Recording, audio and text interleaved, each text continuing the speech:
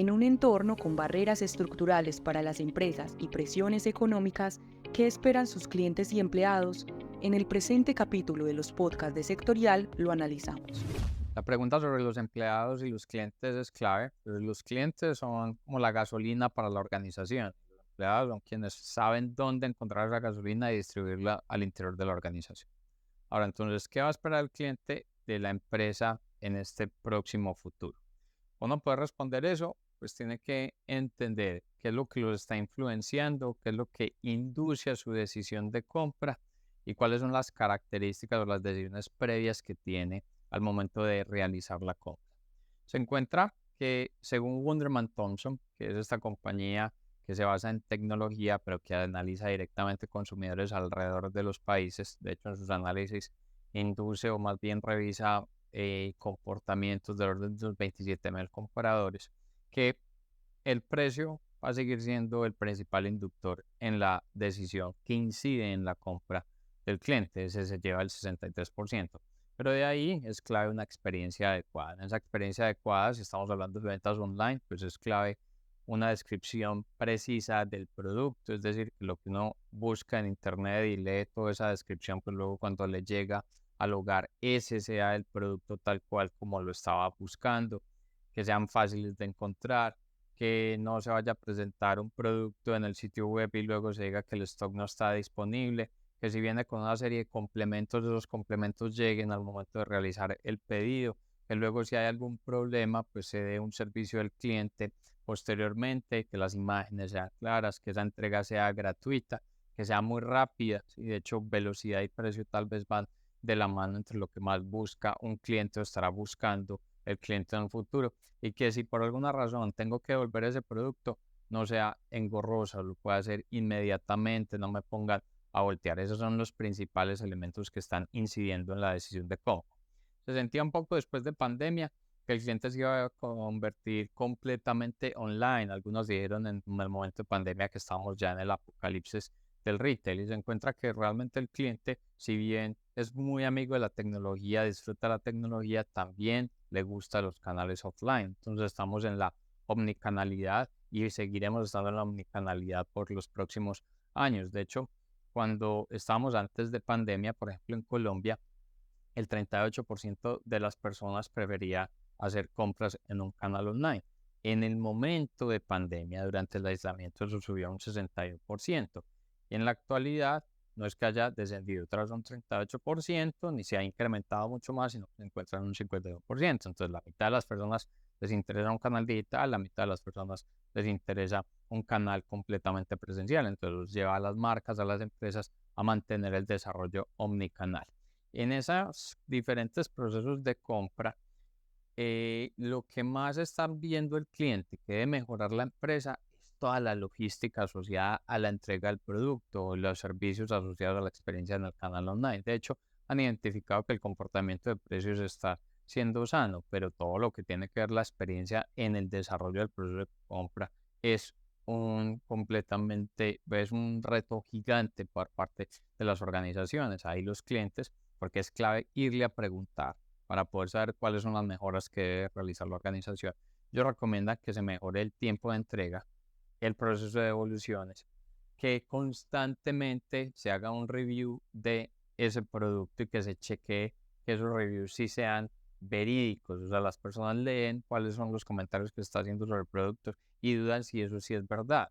El tema de las devoluciones, que sean sencillas, que si entonces no encontré el stock, lo reemplace rápidamente, que la descripción que me están dando del producto sea fácil, que me den más opciones de pago, no solamente una venta a través de la tarjeta de crédito o a través de dinero efectivo, sino que yo pueda realizar un pago a través de biometría, que pueda ser pago a través de una criptomoneda o que pueda ser un resérvelo ahora y páguelo posterior, que le dé una gama de opciones al momento de hacer el pago y que ese producto pues sea fácil de encontrar.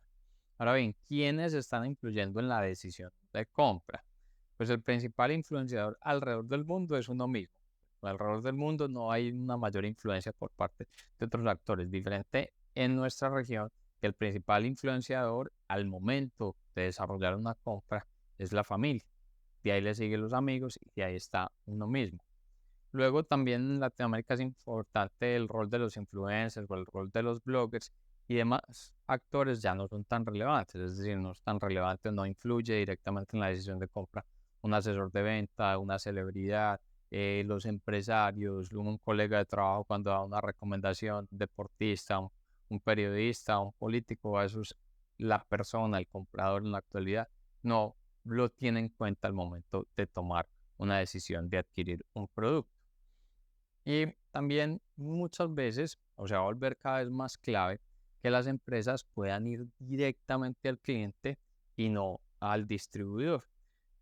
Inicialmente uno consideraría que quitar el distribuidor del proceso de una compra, de una venta, pues es clave por el tema de precios, pero lo más importante es los datos. Cuando una empresa llega directamente al consumidor, pues todos los datos que estos generan, que estos lo arrojan, pues va a ser para esa empresa y a través de esos datos, pues se puede hacer diferentes tipos de promociones, mercadeo, cercanía, trabajo directamente con el cliente.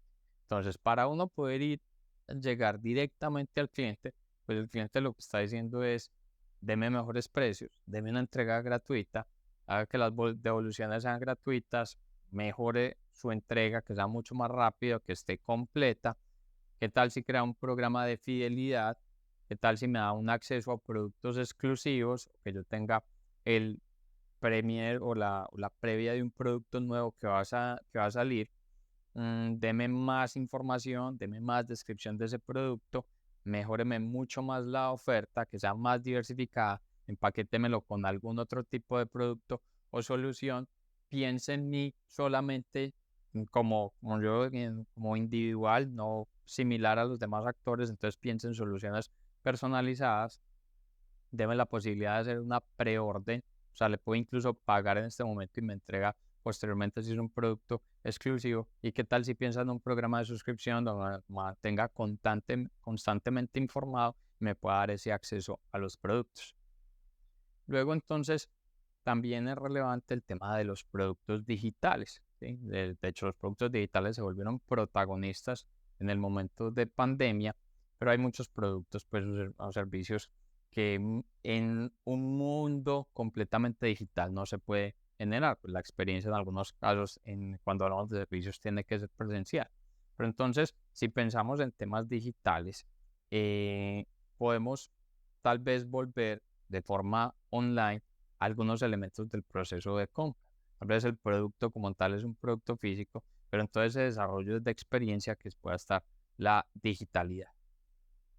Y en el mediano plazo, pues es importante seguir innovando en ese frente digital, darle un mayor alcance, sobre todo en los procesos de pago, compras físicas, impuestos del pago, el biometría, el pasar el celular y que ya quede descargado el producto o los contactless cards.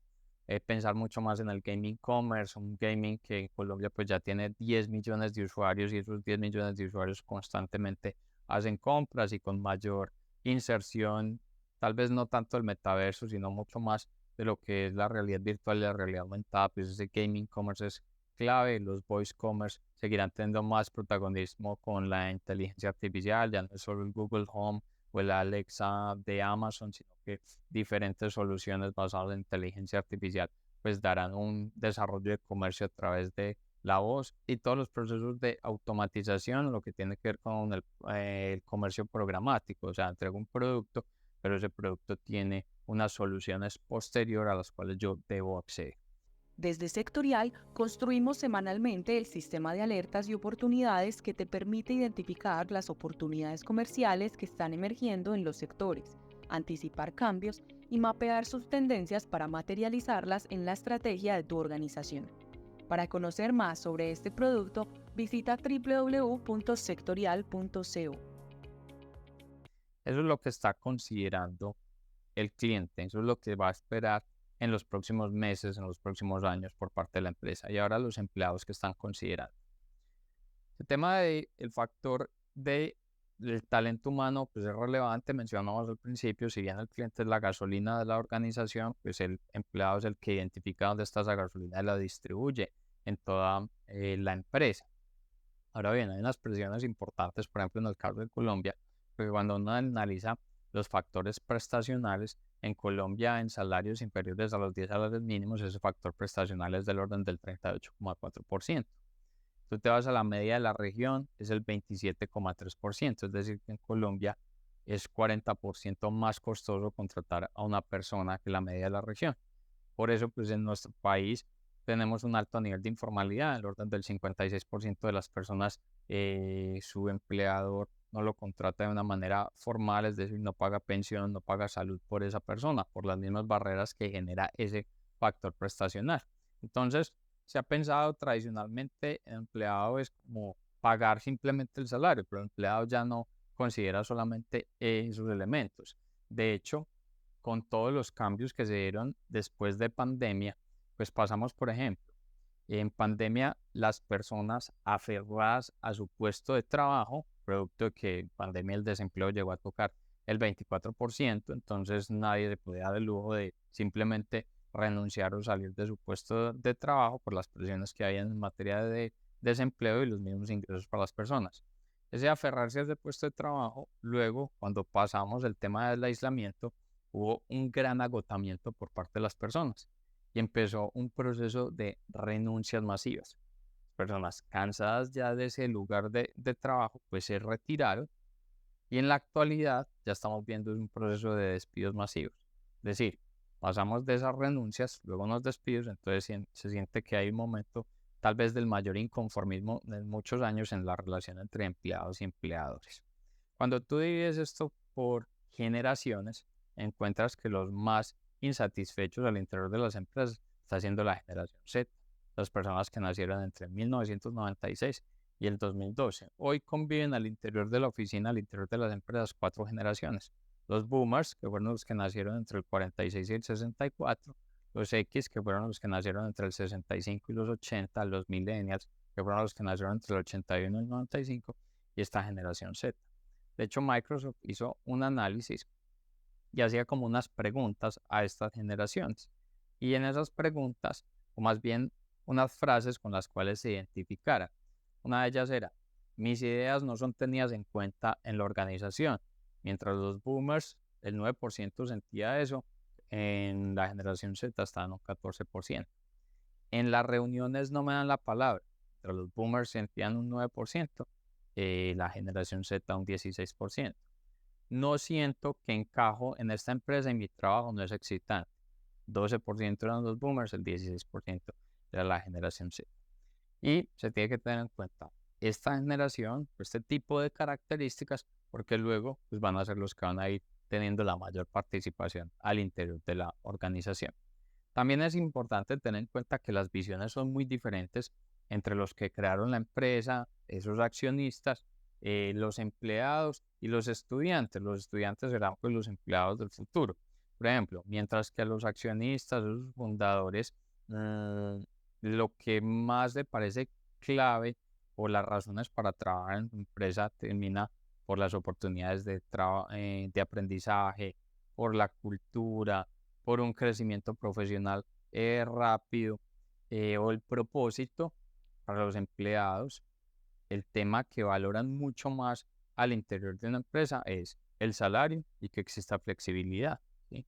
Luego, pues están las oportunidades de aprendizaje. Cuando le preguntas a los estudiantes, para ellos lo más importante a la hora de entrar a una empresa es el salario, que puedan tener un crecimiento profesional rápido y que también tengan flexibilidad, la oportunidad de aprendizaje. Tal vez entre los tres, los accionistas, fundadores, empleados y estudiantes, en lo que se parece a la hora de trabajar en una empresa es la oportunidad de aprendizaje, pero es muy diferente en los otros elementos. El empleado y el estudiante lo que más está valorando es salario y flexibilidad. En eso se parece en parte al cliente, el comprador. El principal elemento, así se le dé mucha experiencia, el principal elemento es el precio. Entonces, cuando analizas esos elementos, luego se dan los motivos por los cuales los profesionales o los empleados terminan renunciando. ¿Por qué? Porque le dan una oferta salarial en otra empresa. O porque no hay experiencia. Y en la experiencia de beneficios que le puede dar otra empresa, planes carrera, equilibrio entre la vida personal y profesional, se sienten agotados, faltan elementos de la cultura organizacional. Las empresas que están haciendo frente a eso, pues buscan capacitar al personal para llenar unos vacíos de habilidades, revisan estrategias de contratación para aumentar la cantidad de solicitantes, tener más bancos de hojas de vida, buscan reclutar más practicantes, ponen personal temporal, buscan habilidades que se puedan transferir entre empresas de otros sectores, entonces que no es necesario traer a alguien del mismo sector, o incluso pues en un mundo cada vez más de comunicaciones, de interconexión, pues contratar empleados extranjeros. Pero tal vez lo que deberían hacer es pensar en esos dos elementos, en el salario y en la experiencia. Entonces en el salario pues hay que considerar qué está pasando en el mercado en la actualidad, cuáles son los rangos salariales y eso, pues, diferentes organizaciones, reclutadores de talento presentan incluso de forma online todo este tipo de datos. El segundo elemento, cuando hablamos de experiencia, son los beneficios laborales. ¿Qué tal si se presenta un plan de salud al interior de la organización para los empleados? ¿Qué tal si se da flexibilidad en los horarios, las jornadas híbridas, presenciales y unas jornadas desde trabajo en casa? ¿Qué pasa si se dan unas vacaciones adicionales a las legales? ¿Qué pasa si piensa más en teletrabajo, en auxilios en la parte educativa, en un seguro de vida, en un auxilio educativo para los hijos de ese empleado? ¿Qué tal si se generan temas de días libres por fechas especiales, o algunos bonos por estacionamiento, por alimentación o generar unas opciones de préstamo? Al final los clientes y los empleados están pareciendo. El cliente siempre va a preferir un mejor precio y conexo a él una experiencia. El empleado siempre va a buscar un mejor salario y conexo a él la experiencia que hay al interior de la organización. Es decir, cultura, capacidad de crecimiento y beneficios adicionales al tema del salario. En nuestro próximo capítulo compartiremos recomendaciones en estrategia empresarial para el 2024 y cómo realizar un proceso para enfrentar los retos y oportunidades del año siguiente.